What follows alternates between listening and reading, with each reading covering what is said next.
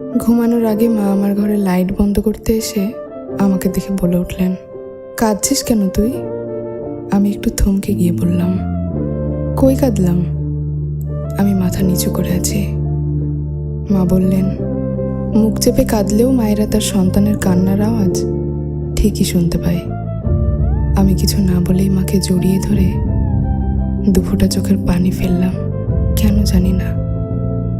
মা হঠাৎ বলে উঠলেন, তোরে বকা দিই, শাসন করি, কিন্তু দিন শেষে তোর মা ছাড়া কেউ তোর পাশে থাকবে না। সবাই দেখাবে যে তারা তোর আপন, কিন্তু মা ছাড়া কেউ আপন না। আমি খুব কেঁদেছি তখন। আমার মনে হয় না লাস্ট কবে এইভাবে বাচ্চাদের মতো কেঁদেছি। ভালো থাকুক তারা, যারা বিনা কারণে আমার চোখের পানি ঝরালো।